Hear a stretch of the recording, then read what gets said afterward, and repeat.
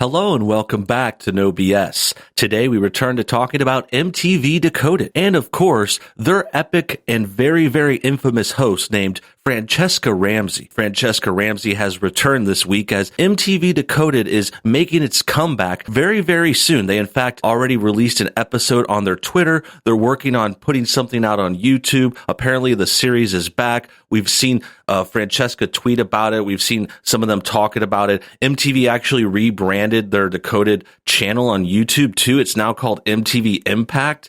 And I saw a couple of videos from them. They weren't much to write home about. We might cover some later. They had a new host trying to revamp that second channel of theirs. And now Franchesca Ramsey herself has returned and they're making a new episode. And of course, they're talking about current events. They're going to be talking about bashing the police. They're going to call the police racist, I'm sure. They're going to call them a lot of things. You know, these liberals hate the cops right now. The anti-cop sentiment out there is really, really strong and really, really troubling too. I mean, the police are the ones that are supposed to protect us. They're the ones you call if there's a problem, if you get robbed or you find someone breaking a law. The cops are there to help out. And yeah, sure, they're not perfect. They make mistakes and they can even be a lot of trouble if you're doing something wrong or you make a mistake yourself or, you know, there's bad situations, surely, but at the end of the day, the cops are here to help us. So I'm going to always be defending them here on this show. We're a pro-police show. We love to support our men in blue and show them some respect that they deserve. But MTV Decoded clearly doesn't feel that way. And Franchesca Ramsey is all too ready to jump in on this anti-cop bashing. So we're going to get to that new video soon. We're going to talk more about her and what's been going on with her life too. She actually got divorced last year and had some very interesting tweets about her kind of complaining about dating and stuff, which I found rather interesting, rather intriguing, especially related to her rhetoric. You know, she's a very anti-white kind of person, a very race-obsessed person. So her having trouble dating definitely is reflected in that. So we're going to talk about all that today soon. But first, let's take a quick moment to check out our sponsor. The radical left, celebrities, athletes, and Hollywood, they've all recently become very public when they announced their hatred and intent to defund the police.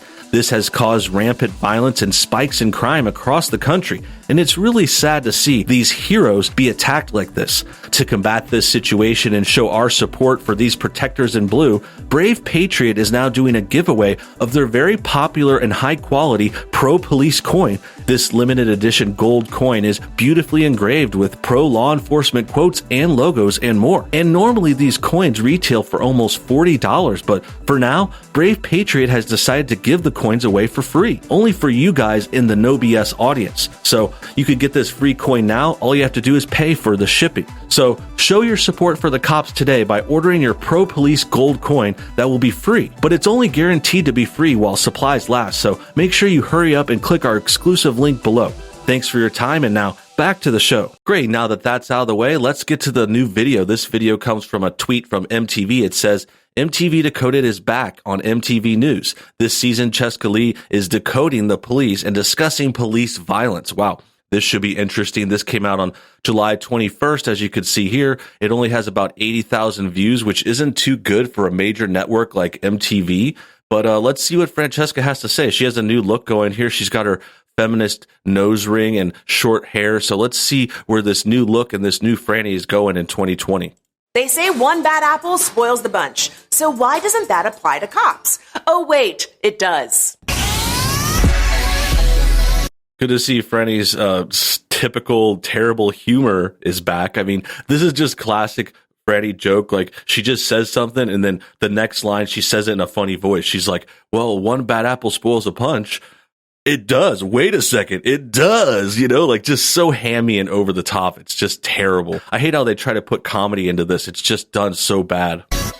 Recently, we've seen a lot of viral videos and memes that are meant to show us that some cops are cool and hip and they're totally just like you, and they wouldn't murder you in your home while you're trying to sleep.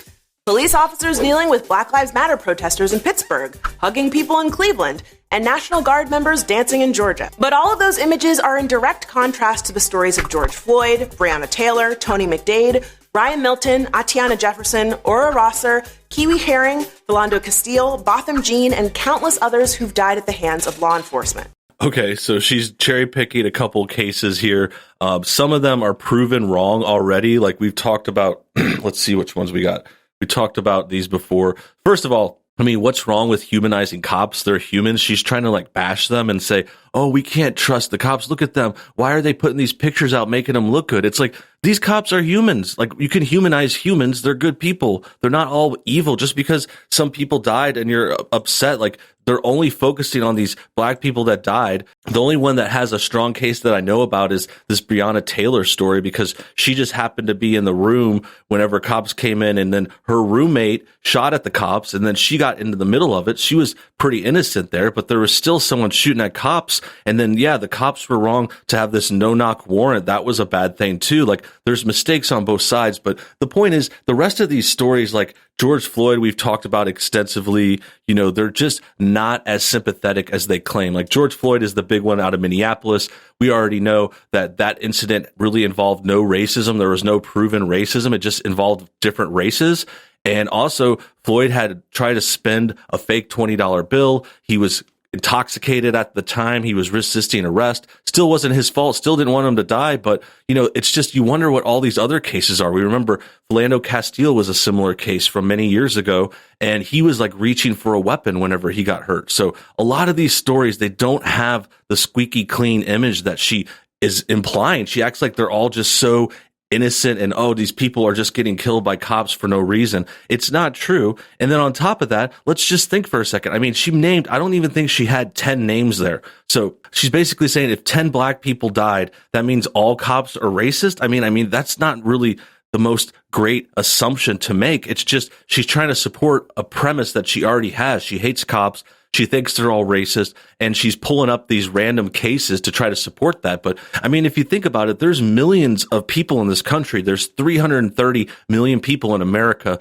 Many millions of those are black. Like, I think a couple million at least. I think like 3 to 4 million are black people. So 10 of them dying at the police, and half of these cases were them committing crimes and resisting arrest and reaching for weapons. Like, that's really not that many. Like, that doesn't prove all cops are racist. Like, we have millions of cops across this country. There's cities and towns and sheriffs and state troopers and all this stuff. Like, there's all this law enforcement all over. So she's really not making the strong point that she thinks she is. Ordinarily blunt, all of those people were murdered by police, and cops playing basketball with teens or handing out ice cream won't bring them back. So she just straight up said they were murdered, even though some of these are certainly manslaughter. Some of these are certainly self-defense. Like I said, we had a good explanation of George Floyd. Philando Castile was pulled over in a car and had a weapon on his belt. The cops told him multiple times not to reach for it, and he kept reaching for it. Like, they just don't listen to the orders. I mean, I'm not saying they should have died. I don't want anyone to die. None of these people need to be dead. They could be living or going on and maybe be incarcerated or something, but this is just baloney. I mean, she's saying they were murdered by cops. And again, we have 9 names here. This is 9 people out of like how many millions in the country? Like, how many times do you think cops pull people over? Like, this is just not that many of a big of a situation. I mean, this actually reflects really well. I'm not sure if these are the exact names, but this is reflected on the crime stats, because last year it was actually 9 unarmed black people that were killed by police. So that's the big problem that BLM is trying to address. That's what Franny here is trying to address. It's like they're saying cops are just killing black people, but if it was just 9 of them, is it really like this big of a problem? I mean, sure, it's a problem. We want the number to be 0. Don't get me wrong, but there's such thing as an overreaction. There's such thing as them exaggerating this and really just having other motives. Like, they're trying to hype this up just so they can get more control. Like, if they want to take away the police and defund them, then who's going to replace them? It's going to be more liberals. It's going to be SJWs. It's going to be people like Franny turning into their own version of the police. And who do you think they're going to go after? Yeah, they're going to go after us, guys. They're going to go after all the conservatives, anyone who's not totally liberal and SJW. I mean, you could be in the middle and you might get arrested under this kind of Gestapo style authority that they're trying to push on us. Nor will it stop the list of names from growing. The goal shouldn't be to comfort people with the existence of good cops, but instead to stop people from being killed and brutalized by the police. Anywhere. Ever. So this is the focus of the upcoming season of Decoded. Each week, we'll tackle a different problem with policing in America in hopes of addressing how we can end police violence and rethink what it means to live in safe communities. Okay, so before she gets to her joke, you know there's going to be some kind of joke or something when they zoom in, but I'm really curious. Like, I'm really anxious to see where this goes because I know she's not going to be making good suggestions. Like, if you think about it like this, like, if they don't want to get killed by police, like, what's the first suggestion? Like, the first thing I think of is, don't commit crimes, don't interact with police, don't get yourself into trouble and problematic situations, don't reach for weapons, don't resist arrest, like, these are the real kind of lessons that we need to learn, like the real things that we need to teach people who have problems with authority. They need to have better people bringing them up. They need more parents. Like, all the real solutions, like, Franny is not going to address. She's not going to go after any minority. She's not going to admit they did anything wrong. It's all going to be blamed on the cops, like all the cops' fault. Like, oh, we blame the police. We blame the white people. We blame the law enforcement. That's absurd too, because we know not all cops are white either. Like, that's the other thing that doesn't make sense here. If all cops are like racist and terrible,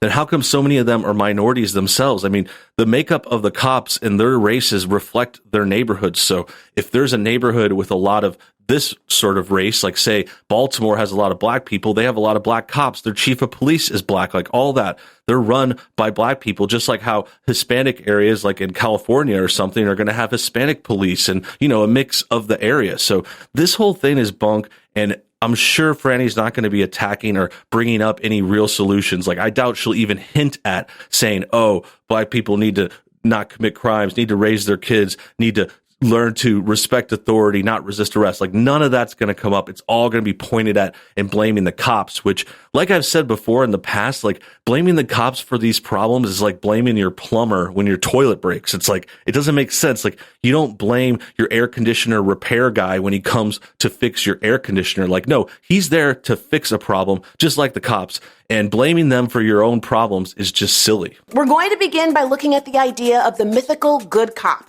and why it fails to meaningfully address the systemic problems with policing. Whenever an instance of police violence gains national attention, the first argument that gets trotted out is that we can end police violence by making sure there are more good cops who can help stop the bad apples.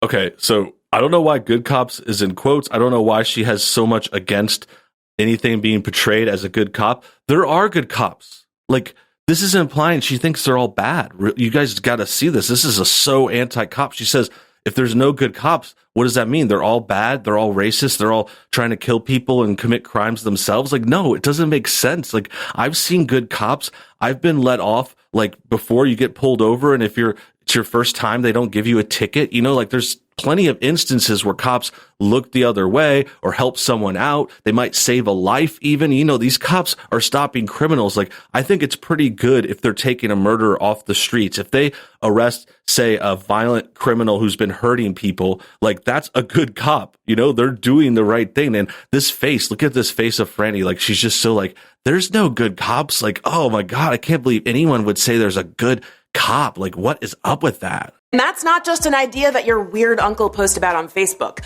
in between Greta Thunberg memes and conspiracy theories about pizza places. Greta Thunberg memes? Does she not know how to say Greta Thunberg? I mean, I know she's been gone for a while, but come on, Franny, you gotta catch up. Can you keep up with this stuff? I know you like to take year-long breaks, and I don't know how you can afford that. I guess you've got some kind of sugar daddy situation or something, but I mean, Greta Thunberg, it's Thunberg. We've seen the good cops can fix it idea championed in op-eds by Forbes and the New York Times. There are a few reasons why this line of thinking is so appealing. Did she just complain about the New York Times? Like, the New York Times is like the most liberal paper of all. Like, it probably sides with her and the Democrats like 99% of the time. Like, I can't even take this. It's like them just having one article that hints at there might be good cops and Franny's going after them. Like, this just shows how purist and how absolute these kinds of liberals are. Like, they cannot stand any dissent. Like, you cannot disagree on 1 out of 100 things. Like, it's absolutely insane. And I got to say, I mean, I think we've seen enough already. This is the cop argument. This is what their season's going to be about. So we're going to be talking about these videos going forward, I'm sure. But before we get to that, I did want to point out the fact that Francesca blocked me, so we can't have any dialogue. I really, really was hoping to talk with her. And then this is the dating escapade that we were talking about earlier. It's really not super relevant, but I think it's interesting because here she basically just complains because she's been single for a year, which, by the way, she got divorced a year ago. She had this white husband for a long time, and shocking. This person that hates white people couldn't stay married to a white person. I know it just really surprises everyone. But the point is, she's like complaining about dating here, saying, oh, modern dating, like people just communicate worse and blah, blah, blah. It's just really, she tries to complain like, oh, it's hard to date and people aren't having good conversations and they don't use this yes and. Apparently she took an improv class in college and wants to make these dates about yes anding things, like so corny, so cheesy. And that perfectly matches up with her personality and who she is. Like, of course she thinks that a date is like an improv scene. I mean, it's just absolutely silly. And anyway, she admits she's venting, and I think she didn't want to make this thread about dating. Like, she's just venting. Like, she's a troubled person. She doesn't know what she wants. And I mean, just can you imagine dating someone like this? Like, this is the person who every day, every video is about bashing white people, about stoking the flames of political, race baiting, going after cops, making these terrible videos for MTV that are just really, really upsetting and really, really biased. And it needs to stop. So I think with that said, we're going to wrap things up today. Make sure you guys comment your thoughts and everything below. Let me know if you want to see more of these videos covered. Decoded is going to be coming back, so we should bring back our coverage. This is like classic 2016 style. I feel like I'm traveling back in time. But it's also, it makes sense. Like, these things come back. It's all political. This is an election year. So MTV's making their push now. We've got a couple months before the election. So everyone's coming out of the woodwork, including Francesca Ramsey and MTV Decoded. We're going to talk more about it soon. Make sure you guys let us know what you think in the comments. Also hit the like button to get this thing shared. And until next time, have a great day.